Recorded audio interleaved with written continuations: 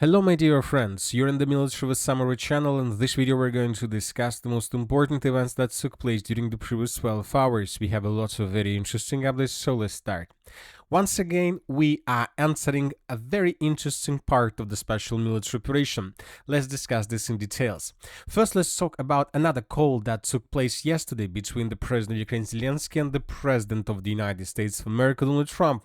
Zelensky stated that that was a very positive and productive one. I congratulate Donald Trump on his success and the Middle East deal he was able to secure, which is an outstanding achievement. If a war can be stopped in one region, then surely other wars can be stopped as well, including the Russian war. I informed President Trump about Russia's attacks on our energy systems, and many other different statements and things were stated by Zelensky after that call. Later, some newspapers stated that Zelensky and Trump were talking about Tomahawk missiles. So why is Tomahawk missiles so important for Zelensky? Why is he trying to force the United States of America to give him these missiles, and he's trying to force states to do this right now, today, not just in December or January? He needs these missiles today. And we need to understand that the purpose and the need of these missiles is not just to attack deep inside of the territory of the Russian Federation, because sooner or later the Russians will be able to find a solution how to bring these missiles down. The most important thing why Zelensky is trying to force Trump to give these missiles today, right now, is that once again, Ukraine is entering a very interesting period of time that repeat every single 90 days, when Zelensky needs to prolong the martial law and the mobilization.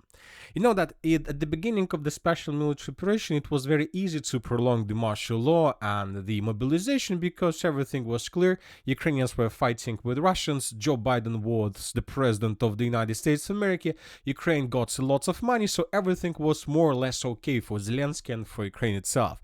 But when Trump came to the Oval Office, everything changed, and now it's becoming more and more difficult for Ukraine to get additional weapons, additional air defense systems, and we see that now the situation is very difficult along the line of combat contact, and we see that Zelensky doesn't have cards, not just in political sphere with Europeans and states.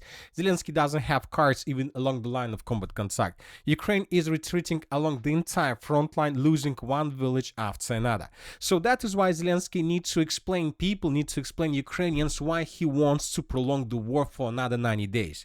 And for these purposes, he needs strong cards, and he doesn't have them.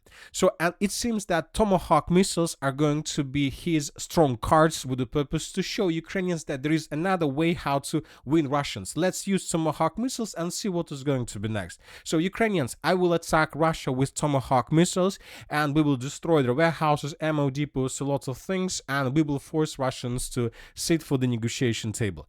And without these Tomahawk missiles, it is going to be very difficult for him to explain Ukrainians why is he prolonging the martial law for another 90 days. I would like to remind you that current martial law will be finished by the 5th of November, so less than in a month, which means that somewhere between 10th of October and 16th of October, the Parliament of Ukraine should prolong this martial law and the mobilization by adopting another law. And today we got a very important statement made by another deputy of Ukraine. She stated that she's not going to vote for this. More and more Ukrainian deputies are refusing to support the Zelensky's policies. Thus, Верховна Rada deputy Anna Skorokhod stated that she no longer votes for the extension of martial law because she realized our authorities benefits from the war. They do not want peace. So, as you can see, and since the beginning of the special military operation, there was just one deputy who voted against martial law and against mobilization, and his name is Goncharenko. So today we see that there are currently two deputies who are going to vote against. And if Zelensky doesn't get the missiles, Tomahawk missiles, then most likely there might be even more deputies who will vote against mobilization and martial law, which obviously is going to be a very powerful strike against Zelensky and his power. So very interesting period of time. Zelensky will try to get these missiles with the purpose just to explain Ukrainians why is he going to fight with Russians for another 9 many days, but it seems that Tomahawk missiles could be provided to Zelensky, but maybe after the voting. So Zelensky still has 6 days before Parliament of Ukraine should vote for should adopt another law. So maybe during these 6 days he will get something. Anyway, very interesting period of time and very interesting situation with the martial law and with the mobilization. Now let's move further and let's discuss the situation on the ground. And first we're going to talk about the Pokrovsk agglomeration, where the situation for Ukrainians is worsening every single day, and currently maybe not even every single day, but every single hour. Once again, let's take a look at the video that was published yesterday. I would like to remind you that yesterday some pro-Russian resources and pro-Ukrainian resources published this video where we can see dozens of vehicles that were destroyed by Russia along the main supply line between the Pokrovsk agglomeration and the mainland. As you can see on this video, we can count more than 20 vehicles of different types that were destroyed by Russia with FPV drones, which means that currently Ukrainians have no chances to enter the Pokrovsk agglomeration and to leave the Pokrovsk agglomeration. So very important video that confirms that the city of Pokrovsk and the entire Pokrovsk agglomeration were caught by the Russians in cauldron. And today we got additional reports about the situation on the ground, and today for the first time since the beginning of the special military operation, for the first time since the beginning of the battle for the Pokrovsk agglomeration, several independent pro-Russian resources reported that the southern part of the settlement by the name of Rodinska was captured by Russia. So these are the maps and these are the changes that were shown by different reliable pro-Russian resources, and according to them, the armed forces of the Russian Federation by the morning of the 12th of October of 2025 captured everything along this red line. So this is already not just a cauldron, let's say, on the map. This is a physical cauldron. The Russians cut the main supply line till 5:15, and the Russians managed to shorten the physical distance to the Olympiyskaya Street to less than 1 kilometer, which means that currently Ukrainians have no chances to use these two roads for supply and support. Furthermore, I would like to remind you that yesterday, several pro-Russian resources reported that as a result of offensive operation, the Russians managed to cross railways and to enter the northwestern part of the city of Pokrovsk and to cut the road of 525. So that's it. Ukrainians are no longer have roads to supply and support their contingent on the territory of the city and the Pokrovsk agglomeration, which means that we can start most likely counting days before Ukrainians would be forced to fall back from this area. But telling the truth, I don't see any road they can use for this purpose. Most likely the Russians will encircle several thousands of Ukrainians there, and this is going to be a very bloody battle between Russians and Ukrainians. The situation is very difficult. Furthermore, as you can see, just yesterday, several pro-Russian resources reported that Russians managed to enter the settlements of Kazatskaya and Balagan, which are located to the east of the settlement of Mirnograd. And today, this information was confirmed not just by different mappers, so we can see they adjusted their maps as well. Also, this information was confirmed by this video that was published by Ukrainians. In this video, we can see how Ukrainians were attacking Russians with FPV drones and with bombs exactly in this area. So now we have no doubt that the Russians entered the settlement of Balagan and Kazatskaya. Currently, we don't know for sure whether the Russians managed to secure this territory completely. Maybe there are still very heavy clashes. Maybe the Ukrainians are trying to send troops with the purpose to stabilize the situation. Don't know. But the most important is that the Russians entered the city limits, which is very important. They will try to do their best with the purpose to dig in deeper. And based on this configuration, and based on all these reports, we believe that in coming days or weeks, the Russians will try to capture the southern part of the city of Mirnograd. So everything along this red line would be captured by Russia in coming days, including this citadel in the central part of Mirnograd and including the mine of Dmitrova, which is located in the southern part of this area. So, and this is going to be another cauldron with completely tightened news around positions of the armed forces of Ukraine.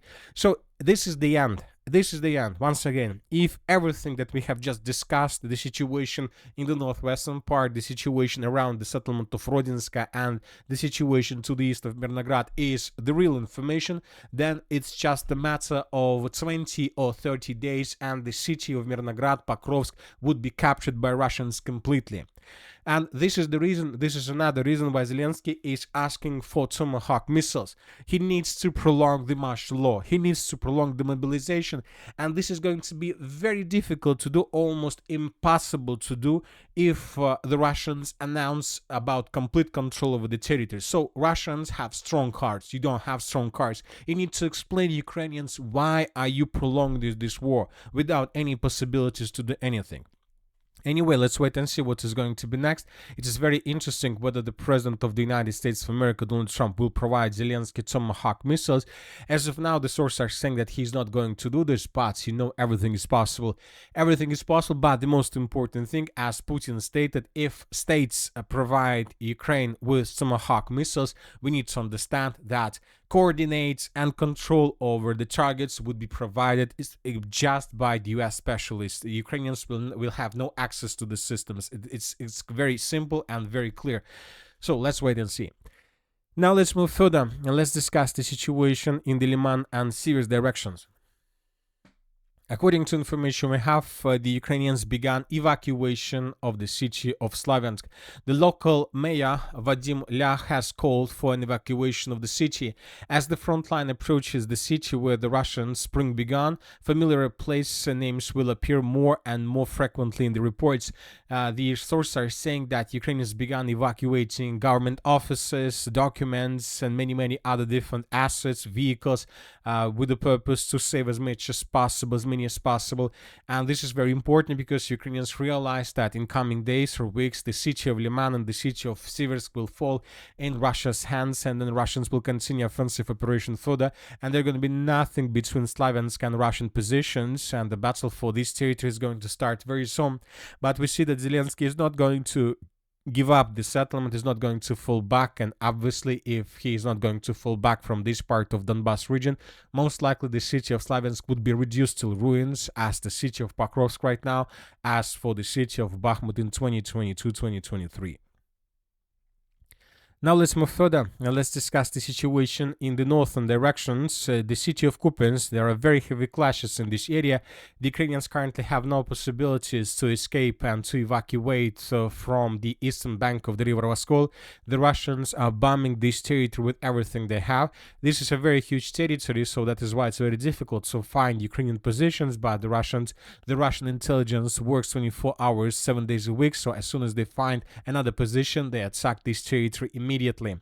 We got a very interesting report from the settlement of Volchansk. Today, several neutral mappers reported that the Russians managed to improve their position significantly. It seems that the battle for the city of Volchansk is also coming to its logical end. In this video, we can see how Russians were bombing with aviation the final citadel in the southern part of the city. This is the last stronghold that Ukrainians control in this area. If Ukrainians lose control over the stronghold, they would lose control over the entire northeastern part of the Kharkiv region. And this is the situation by the beginning of the 12th of October. The Russians secured completely the western part of the city of Volchansk, and now the Russians entered the limits of the southern part of the city. Most likely, it will not take many days for Russians to secure the city of Volchansk completely. And that's it for today, for the short video. Military with Summary channel reminds to condemn any violence in the world. Thank you for your watching. Subscribe to my channel, put your likes, join my Patreon, and have a good day. Bye-bye.